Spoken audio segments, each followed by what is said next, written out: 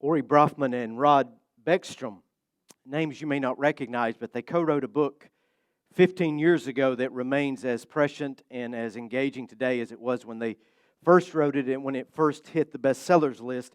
It's called The Starfish and the Spider. It's a book where the authors compare two models for structuring maybe one's institution or organization.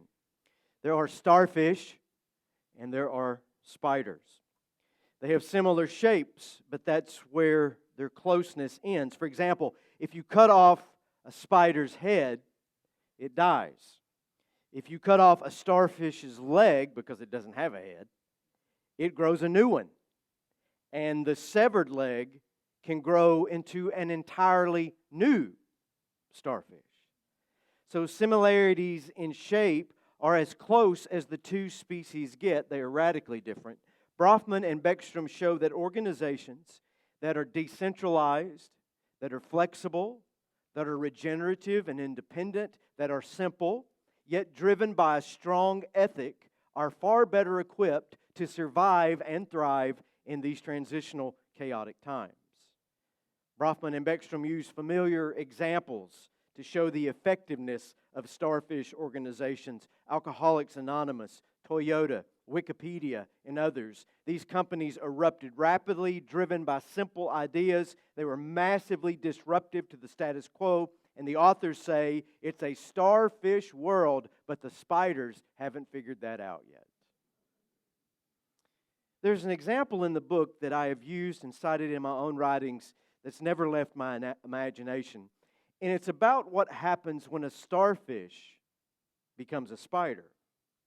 When a group goes from being independent and free and elastic to being dependent and controlled and structured. It's not about a modern business. It's about the native Apache tribe of what is now the southwestern United States. The Spanish never defeated the Apache, nor did the Mexicans who followed. And at first, Americans fared no better. For hundreds of years, the Apache maintained their independence against all colonizers, and they threatened America's manifest destiny right up to the 20th century. They were adaptable, they were decentralized, they were as fluid as the wind across their deserts. The Apache were starfish who would not yield until the American government gave the Apaches cows, and it nearly killed them. The buffalo population had been hunted to extinction. Before then, dependence upon cows would have been unthinkable. But now the tribal chiefs, rather than employing their people to work together to sustain their unique way of life, those chiefs became gatekeepers. It was each chief of each clan who received the cows from the U.S. government, and then that chief determined how many of the animals each person should get. So using this new sign and source of wealth, cows became a form of reward and punishment. Those who were loyal to the chief and his policies and did what he wanted them to do, they got more heifers than the person who refused to do what the chief wanted them to do, so on and so forth. So greed entered into a society where it had never really existed before. To be an Apache no longer meant being a part of the land or being a part of creation or being a partner with your other tribe members. It meant hustling for a few cows.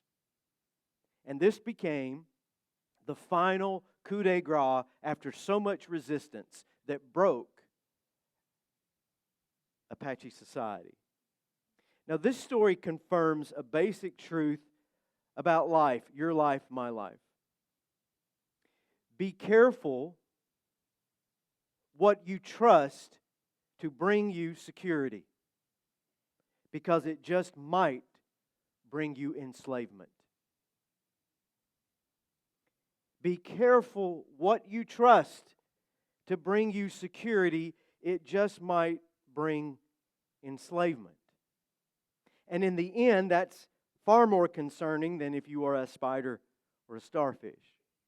If you put your confidence in the wrong place, cast that confidence onto the wrong people, become reliant upon the wrong apparatus, say cows, for example, then life can become a great trying maneuver in anxiety, worry, and loss instead of peace and satisfaction. One of my heroes, Clarence Jordan, founder of Koinonia Farms and the inspiration behind Millard and Linda Fuller when they founded Habitat for Humanity, and my own inspiration for the Rusty Goat, he said this: "We are nourished by the system to which we have committed ourselves. And if we have committed ourselves to something that cannot bear the weight of that commitment, we will never have a moment of inner peace." I'm in the midst of this series of talks about simplicity, simplifying your life for the purpose of a higher purpose, simple living in order to truly live. And last week I spoke about simple faith, simplifying your spirituality. And today I want to talk about our spending, about our money, about our materialism, about our stuff. Simplify your stuff. And we come to this challenging couple of paragraphs from the Sermon on the Mount. If Jesus were preaching this sermon today about our treasures here on earth and what we eat and drink and what we wear and being enslaved to money, I imagine his point would be the same. But imagine his words if he spoke to us today. What if he said something like this in this globalized, multi-layered geopolitical economy of ours? Don't store up your treasures in the commodities market,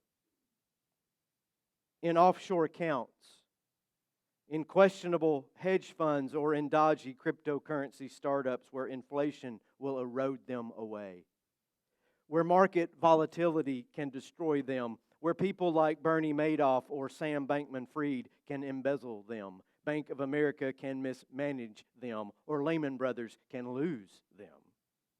Rather, treasure the eternal things of God, those things that are not endangered by corporate layoffs, those things that the empire or a pandemic cannot destroy, and those things that cannot be subjected to repossession or bank foreclosure. It is impossible to walk in opposite directions at the same time, so stop trying to serve both God and your financial security. Whew, that lands on the ears a little bit different, doesn't it? Nothing I say today is to be taken as financial planning.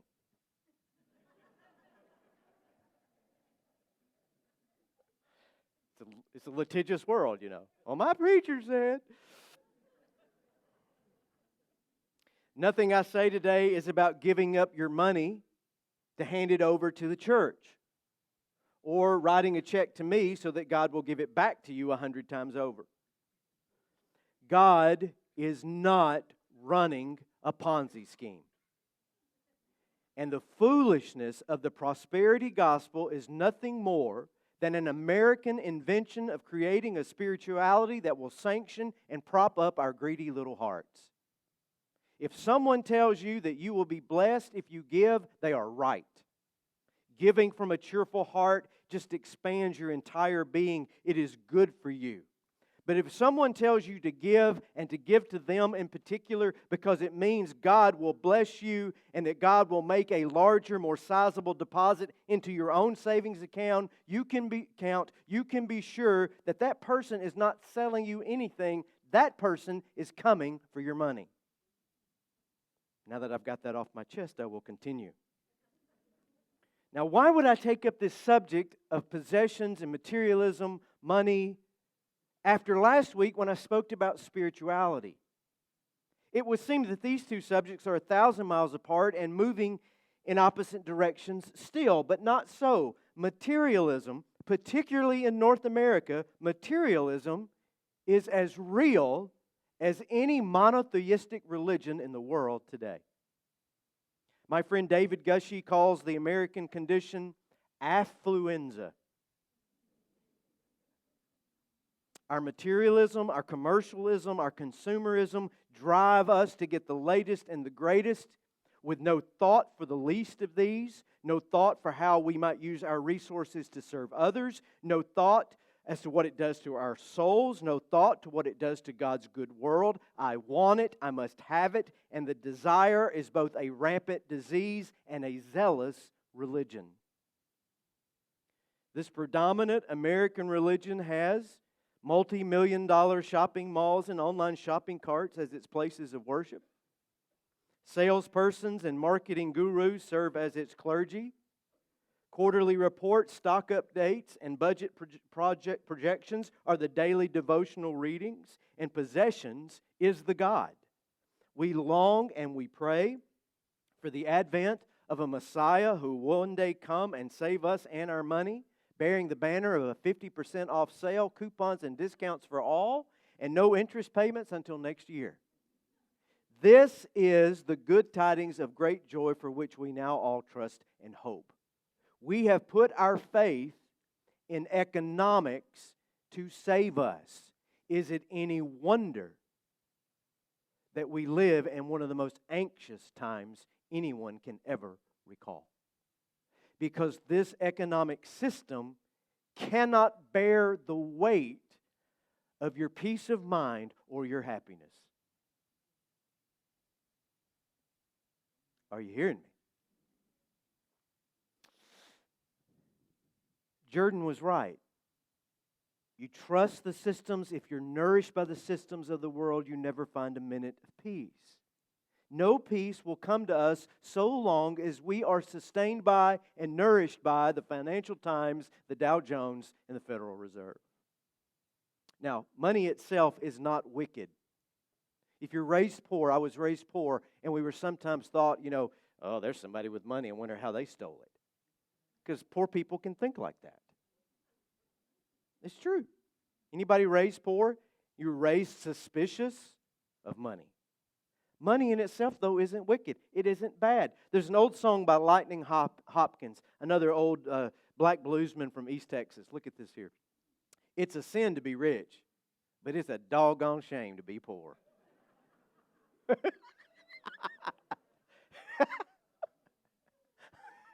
I love this song. He must have been reading the Proverbs, because there is a proverb that says this: Dear Lord, do not give me too much wealth, or my pride will make me forget you.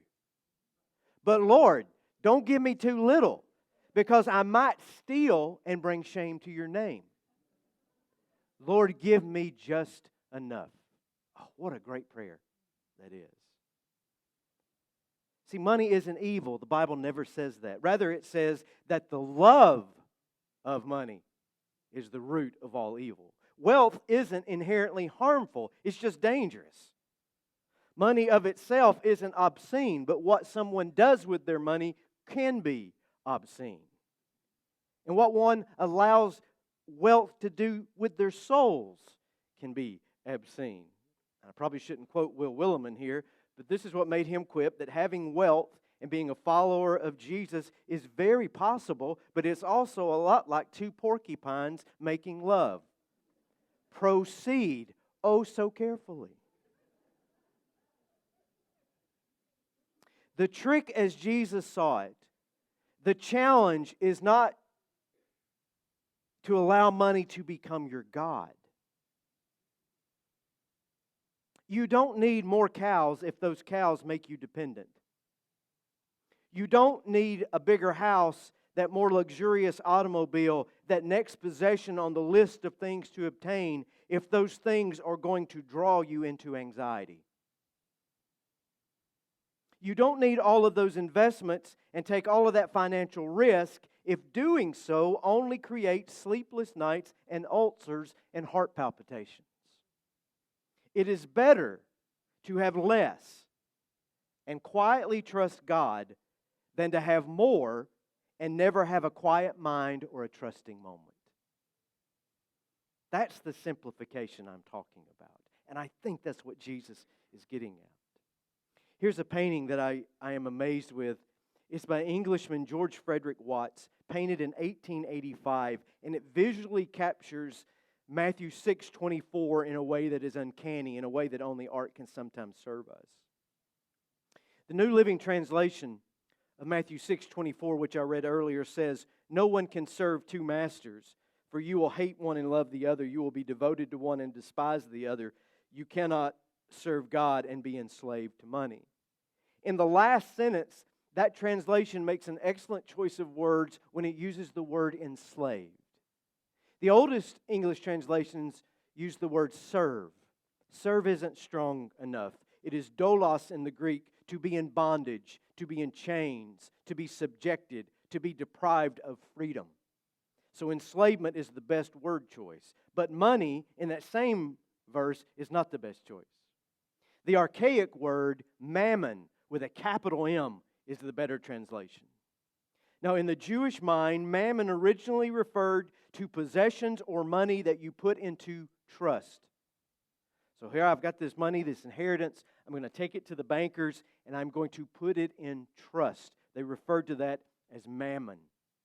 But over time, mammon came to mean not what was put into trust, but what a person put their trust in. Big difference.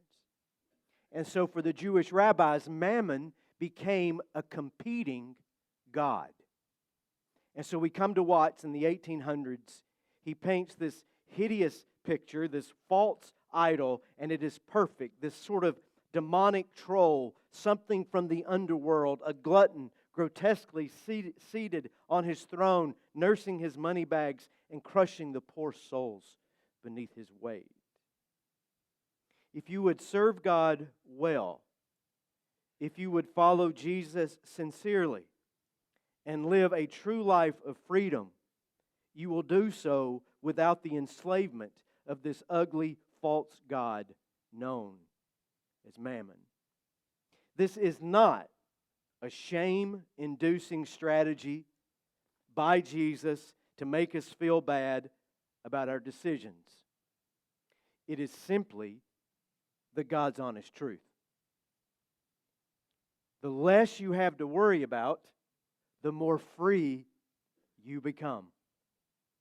And don't we all want that? Isn't there enough other things to worry about in the world? If what you own now owns you, maybe it's time that some of that stuff went up for sale. If the wealth you are pursuing is taking all of your energy and all of your precious time, it's taking you away from your family or your partner, and yes, you can justify it by saying, I'm just trying to make a living, or I'm just trying to leave something behind for those that will come after me. But if it is robbing you of actually living, it may be time to make a change.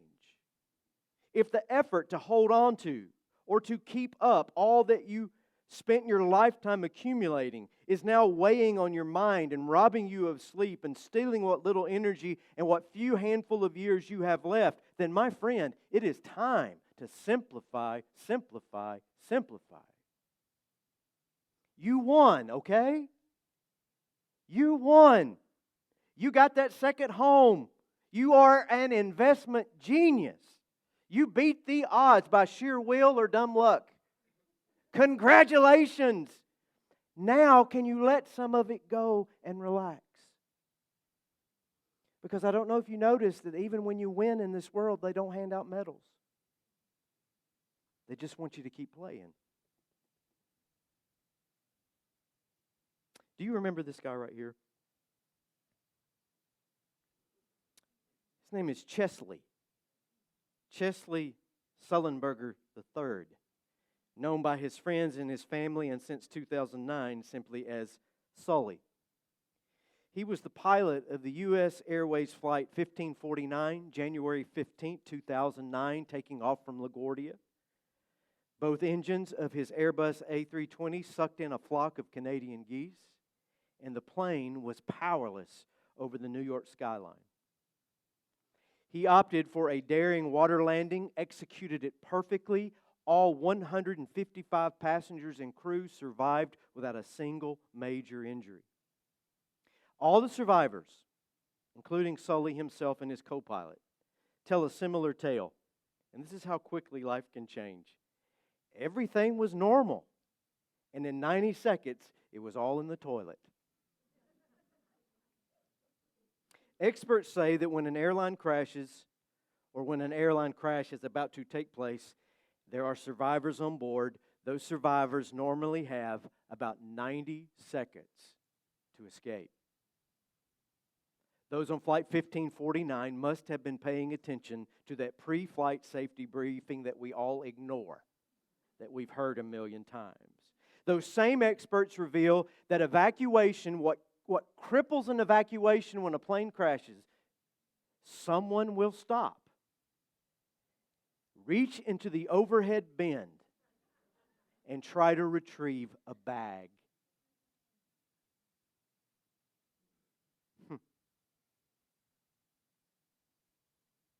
Suitcases can hold some of your most important valuables. Your electronics are almost indispensable now. But do you want to die for them?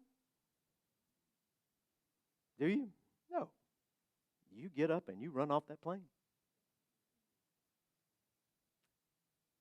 And I'm sort of saying the same thing today.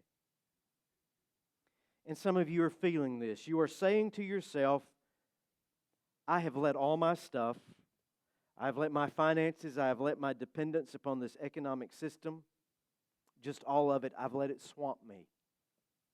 I've let it worry me. And I constantly have this feeling that I'm about to crash and I might be sinking. I've got to let it go. I've got to simplify. And if that's you today, this is my last word to you. There are multiple life-giving exits from the craft on which you have been traveling. Locate the exit closest to you. And remember, that exit just might be behind you. Your cabin has experienced sudden pressure loss, and that unlikely event of an emergency landing and evacuation is even now taking place. Leave your carry-on items behind and follow the light which will lead you to safety.